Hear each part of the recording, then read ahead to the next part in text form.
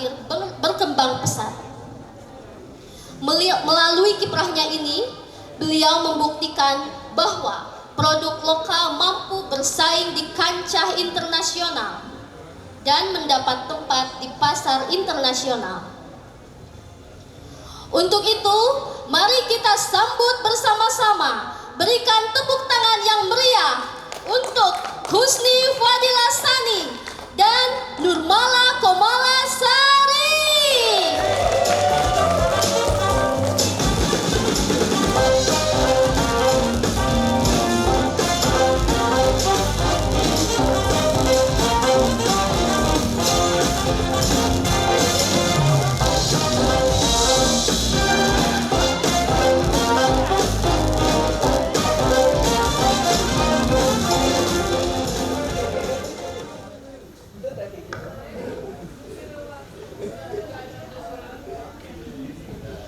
Gimana Teh Unai, Teh Nurmala, apa kabar? Alhamdulillah baik. Teteh, apa kabar? Alhamdulillah, saya juga baik. Gimana Teteh, masih pada puasa? Kalau saya kebetulan lagi libur, nah seperti biasa ya, ada tamu dari Ciberem. ya. Iya. Baik, kita kembali ke topik utama Teh, yaitu The Woman Behind the Curtains atau perempuan di balik layar. Pada sesi ini kita akan mengupas perjalanan di balik layar serta strategi yang mungkin tidak banyak diketahui oleh orang dari Teh Unai dan Teh Nurmala dalam membangun bisnis mereka. Gimana ibu-ibu, bapak-bapak, para womanpreneurs udah siap nyimak materi dari Teh Unai sama Teh Nurmala? Siap ya? Kali ini Teh Unai sama Teh Nurmala bakal ngasih bocoran-bocoran dan rahasia bisnis mereka. Jadi tolong dipasang telinga dan fokuskan kalian di sini. Lupakan dulu cicilan, lupakan dulu mantan, fokus ke Teh Unai dan Teh Nurmala. Siap? Oke Teh Unai, pertanyaan yang pertama ini buat Teh Unai. Udah siap Teh? Sudah, insya Allah. Deg-degan sih ya, karena katanya mau bocorin rahasia, nggak ada rahasianya. Gimana Teh? Iya Teh. Teh Unai, jadi industri pernikahan itu seringkali hanya terlihat dari sisi estetikanya saja. Namun bagi Teh Unai yang berada di balik layar, apa sih yang sebenarnya makna leadership ketika menghadapi kekacauan di hari H sebuah acara? Silahkan Teh Unai. Oke. Sebelumnya Bismillahirrahmanirrahim. Assalamualaikum warahmatullahi wabarakatuh. Waalaikumsalam. Puasa ya, maklum sahur. Waktu bukanya masih lama, tapi saya pengen dengar dong suaranya. Assalamualaikum warahmatullahi wabarakatuh. Oke, hari ini mungkin Teh nggak apa-apa izin ya, saya perkenalan sedikit, mengulas kembali. Baik, perkenalkan nama saya Husni Fadila Sani, tapi memang biasa akrab disapa Unai. Seperti mungkin tadi sudah sedikit diceritakan, alhamdulillah memang saya merupakan praktisi dari wedding planner sejak kurang lebih 8 tahun yang lalu mungkin ya gitu. Dan alhamdulillah pada kesempatan hari ini, mungkin ini bukan kerahasiaan juga ya. Ini juga saya yakin para pelaku bisnis, woman planner ataupun entrepreneur semuanya juga pasti punya jawaban tersendiri. Ini kita sharing aja ya Teh ya, ngobrol aja. Iya boleh. Oke. Baik, untuk menjawab pertanyaan pertama. Jadi mungkin lebih ke apa sih definisi leadership ya ketika di hari H. Baik, hadirin teman-teman woman planner. Kalau bagi saya, khususnya saya ini kan merupakan praktisi wedding planner atau perencanaan strategis ya. Saya ini berdiri di industri pelayanan jasa. Baik, jadi kalau misalnya saya mendefinisikan leadership itu apa? Kalau bagi saya itu adalah leadership sama dengan otoritas tenang. Jadi kalau sebagai seorang WO, kalau di hari H itu kita bukan sebagai perencana lagi, tapi sebagai otoritas tenang. Dalam arti kita ubah dari perencanaan tersebut menjadi manajemen krisis Teh. Bagaimana kan kalau di hari H misalnya terjadi kebakaran kecil misalnya ya.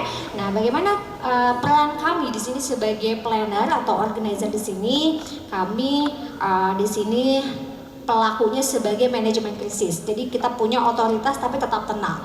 Jadi biasanya kalau saya pribadi yang turun di hari H itu, saya menyerap ketika ada kebakaran kecil tersebut, saya menyerap stres dan juga panik dari hal-hal yang terjadi, lalu saya olah menjadi sebuah instruksi yang jelas.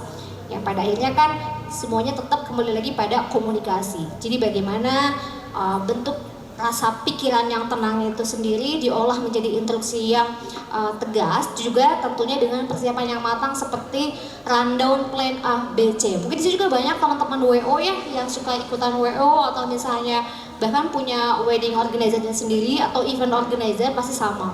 Kita punya namanya plannya A, B, C. Jadi tidak hanya satu plan, sehingga ketika misalnya ada terjadi hal-hal yang tidak diinginkan, kita punya namanya emergency protocol di hari H. Itu mungkin kalau misalnya definisi leadership dari saya, jadi intinya bukan tentang teriak-teriak ya kayak seorang leader itu di hari H, tidak, tapi melainkan otoritas tenang seperti itu. Itu Teh. Oke, baik. Jadi yang saya tangkap itu, kalau menurut Teh Unai teman-teman, leadership itu bukan cuma masalah teriak-teriak atau marah-marah ya, tetapi bagaimana mengelola stres sehingga stres itu tidak menjadi merambah kemana-mana ya, dan Teh Unai olah kesetresan itu menjadi instruktur untuk pegawainya atau timnya secara lebih Jelas, betul ya. Betul Teh kayak gitu. Terima kasih Teh Unai. Iya. Pertanyaan selanjutnya. Iya Teh Anissa. Udah siap? Teh Nurmala? Siap insyaallah. Banyak orang yang mengira bisnis ekspor terlihat menyenangkan. Tapi saya penasaran Teh, adakah satu momen yang paling chaos yang pernah Teh Nurmala hadapi? Oke, sebelumnya terima kasih Teh Anissa atas pertanyaannya. Namun sebelum menjawab, izin saya memperkenalkan diri terlebih dahulu. Saya Nurmala Komalasari dari Raja Pola Tasikmalaya. Saya sebagai founder dari CVD Sakrapindo yang bergelut di bidang kerajinan ekspor ke Italia sudah 5 tahun. Saya juga membangun sebuah brand yaitu Elvina Official yang bergelut di bidang souvenir pernikahan, dan sekarang di marketplace sudah tersedia selama 2 tahun dan sudah terjual ratusan ribu piece. Oke Teh Anissa, yang paling bikin hebohnya ini nih Teh, yang bekerja bersama saya itu 90% hampir semuanya adalah para perempuan. Jadi dari tangan para perempuan itulah karya kita bisa menjamur ke luar negeri. Tadi pertanyaannya adalah momen yang paling chaos ya Teh. Namun menurut saya sebelumnya, bisnis itu bukan tentang hal menjual produk saja, tapi bagi saya bisnis adalah bagaimana kita mencari peluang dan memberdayakan orang-orang sekitar. Untuk momen yang paling chaos, banyak yang mengira benar ya bahwa ekspor itu sangat menyenangkan. Namun di balik itu memang saya pernah beberapa kali mengalami hal yang paling chaos, yaitu dimana saya juga pernah berada di kondisi ketika saya harus mengirim barang sesuai deadline, sedangkan produk yang tersedia hanya sedikit. Kenapa hanya sedikit? Karena memang produk kita itu limited Teh. Jadi hanya tangan-tangan kreatif yang bisa melakukannya.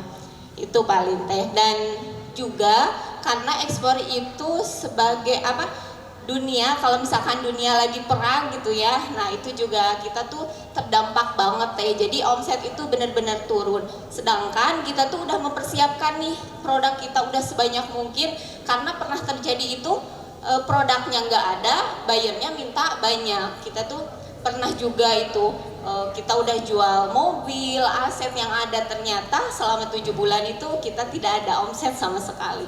Itu paling Teh yang paling chaos selama ini yang pernah saya alami. Sebelumnya saya sangat bangga, ternyata di Tasikmalaya ini banyak banget produk-produk yang luar biasa bagusnya. Seperti tadi produk sesuatu itu asal Tasik ya luar biasa, tepuk tangan dulu. Dan yang kali ini dari Teh Nurmala